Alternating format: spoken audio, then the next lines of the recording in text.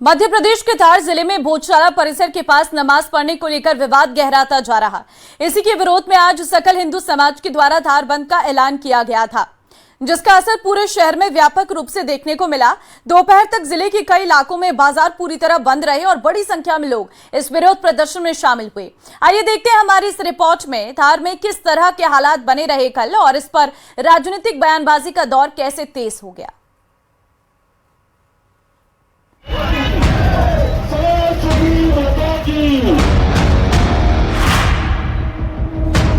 धार बंद के आह्वान के बाद आज सुबह से ही शहर में गहमा गहमी का माहौल रहा। हिंदू संगठनों के आह्वान पर व्यापारियों ने दोपहर तक अपनी दुकानें पूरी तरह बंद रखी। बंद के इस असर के बाद सकल हिंदू समाज ने लालबाग परिसर से एक विशाल रैली निकाली। हाथों में भगवा झंडे और तख्तियां लेकर बड़ी संख्या में लोग नारेबाजी करते हुए कलेक्ट्रेट पहुंचे, जहां उन्होंने कलेक्टर राजीव रंजन मीना को ज्ञापन सौंपा।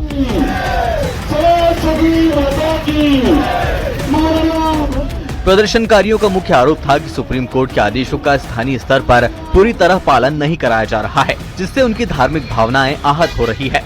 मामले की संवेदनशीलता और तनाव की आशंका को देखते हुए प्रशासन ने पहले ही सुरक्षा के कड़े इंतजाम किए थे। लालबाग से लेकर कलेक्ट्रेट तक भारी पुलिस बल तैनात रहा और आला अधिकारी लगातार सुरक्षा व्यवस्था पर कड़ी नजर बनाए रखे। ज्ञापन लेने के बाद कलेक्टर राजीव रंजन मीना ने पूरे मामले में उचित कार्रवाई का आश्वासन दिया है। आज सकल हिंदू समाज के द्वारा ज्ञापन दिया गया है, क्या मामला है? मामला है 506 पे नमाज करवाने का। सुप्रीम कोर्ट का आदेश है प्रशासन को कि 506 पे नमाज कराई जाए। चूँकि 506 पे नमाज ना कराते हुए 612 पे नमाज कराई जा रही है, जो बहुत साल से बिल्कुल सटीक है, लगा हुआ है। तो हमारा सकल हिंदू समाज का कहना है कि 506 पे नमाज कराई जाए, जहाँ सुप्रीम कोर्ट ने कहा है। क्या इसके विरोध में आज क्या क्या किया आपने? धार बंद किया है, पूरा जिला बंद है। सकल हिंदू समाज ने एक ज्ञापन दिया है और उसमें जो भोजशाला है उससे संबंधित जो विषय उनको उल्लिखित किया है, क्योंकि ये न्यायालयीन विषय है और अभी सब जुडिस है। तो इस संदर्भ में जो भी वैधानिक तथ्यों को परीक्षण करते हुए संबंध में आगे धार की भोजशाला और नमाज के इस पूरे घटनाक्रम के बीच अब सूबे की सियासत भी गर्मा गई है। कांग्रेस नेता और पूर्व मंत्री पीसी शर्मा ने बयान देते हुए कहा कि सुप्रीम कोर्ट के आदेशों का पूरी तरह पालन होना चाहिए और धर्म तथा इबादत से जुड़े संवेदनशील विषयों पर किसी भी तरह की नकारात्मक बातें नहीं होनी चाहिए।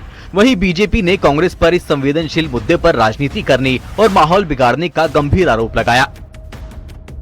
नहीं, देखिए, मैं कह रहा हूँ ना कि सबसे बड़ी बात तो सुप्रीम कोर्ट के आदेशों का पालन करा है और मैं नहीं समझता कि ये कोई भी पूजा कर रहा है, इबादत कर रहा है, तो छोटी मोटी चीज़ों को इशू बनाया जाए, ये मैं समझता हूँ कि गलत है। और ये मध्य प्रदेश की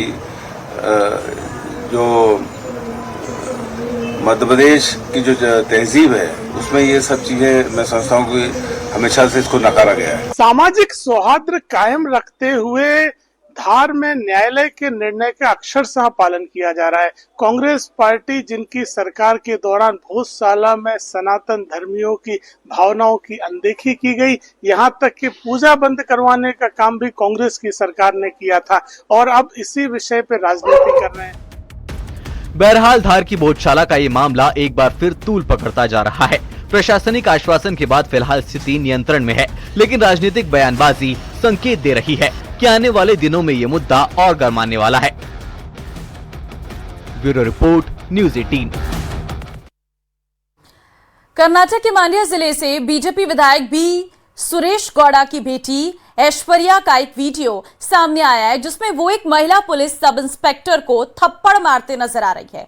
वीडियो में बीजेपी विधायक सुरेश गौड़ की बेटी महिला सब इंस्पेक्टर सविता पाटिल को थप्पड़ मारते दिख रही है। जानकारी के मुताबिक ये वीडियो 12 अगस्त को विशाखापत्तनम के आरती उक्काड़ा मंदिर का है और जहां बीजेपी विधायक सुरेश गौड़ की बेटी ऐश्वर्या और महिला पीएसआई सविता बी पाटिल मौजूद थी।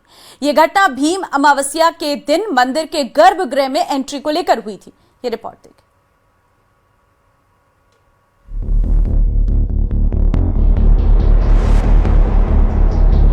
मंदिर में दर्शन में देरी, मचा बवाल।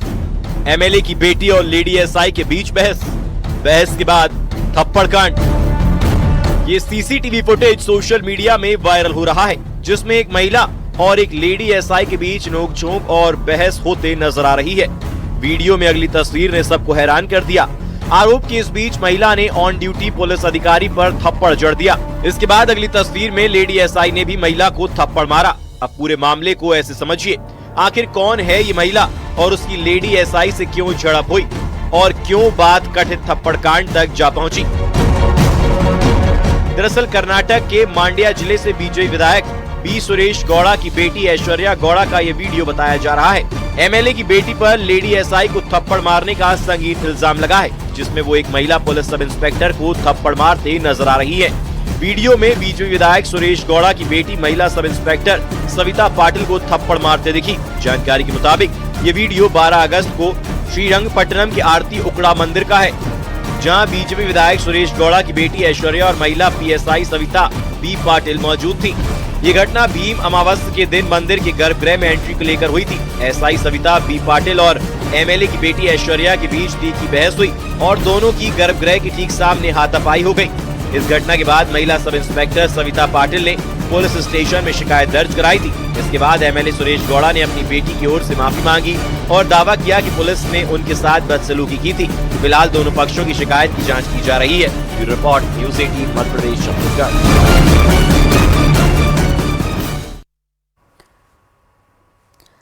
चीनी के बढ़ते दाम आम आदमी की मिठास फीकी कर दी है, लेकिन अब चीनी की कीमतों को लेकर इंडस्ट्री की ओर से बड़ा बयान आया है सामने।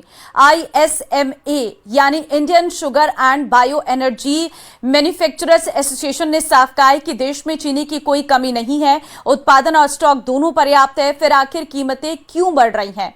ISMA ने इसके पीछे बल्क बाइंग को बड़ी वजह बताया है, वहीं अर्थशास्त्री इसके पीछे कालाबाजारी और जमाखोरी को जिम्मेदार मान रही हैं। उधर चीनी की महंगाई पर सियासत भी तेज हो गई है। ये रिपोर्ट देखिए।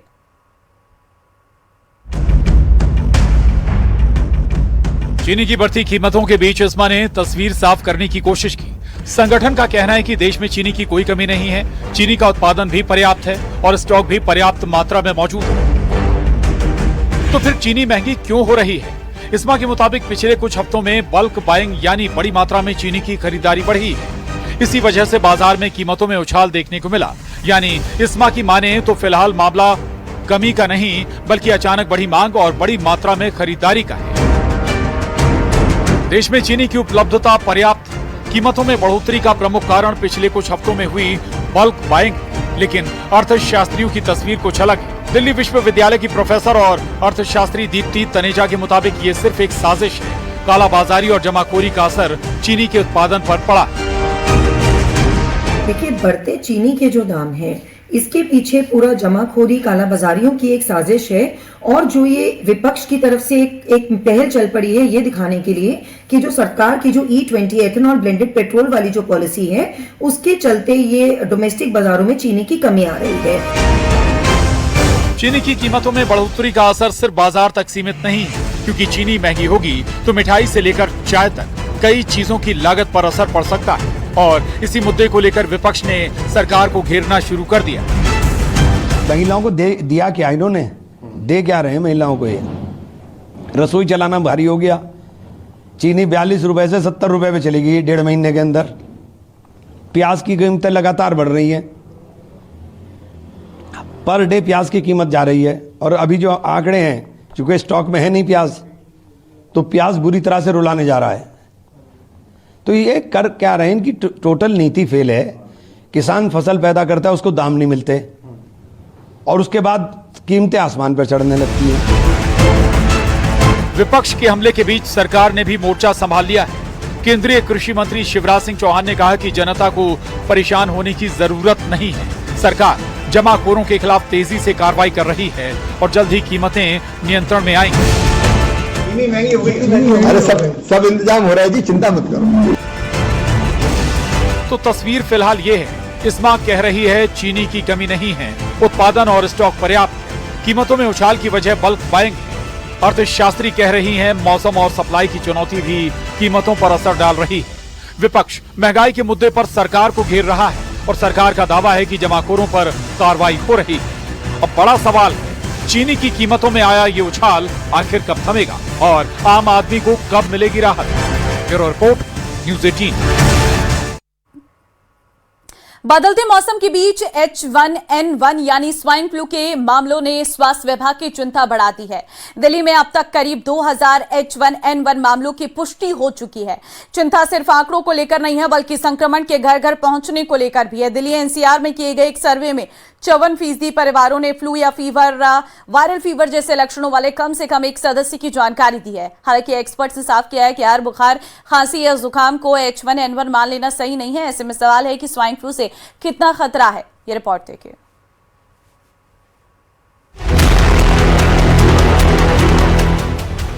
क्या दिल्ली की आधी आबादी तक स्वाइन फ्लू का खतरा पहुंच चुका है? ये सवाल एक सर्वे के बाद चर्चा में है। लोकल सर्कल के सर्वे के मुताबिक दिल्ली में फिलहाल 54% परिवारों में एक से ज्यादा लोग बीमार हैं। लेकिन इसका ये मतलब बिल्कुल नहीं कि सभी लोग H1N1 से संक्रमित हैं। बारिश और बदलते मौसम में वायरल फीवर, सर्दी, खांसी और फ्लू के मामले भी बढ़ रहे हैं। ऐसे में डर से ज्यादा जरूरी है सही जानकारी और सावधानी। इसी बीच राजधानी में H1N1 के 1777 पुष्ट मामले सामने आ चुके हैं। केंद्र और दिल्ली सरकार हालात पर नजर बनाए हुए हैं। स्वास्थ्य अधिकारियों और अस्पतालों को टेस्टिंग, सर्विलांस और इलाज की तैयारियां मजबूत रखने के निर्देश दिए गए हैं। अब सवाल ये है कि H1N1 को लेकर आखिर कितना डरना है और किन लोगों को ज्यादा सतर्क रहने की जरूरत है।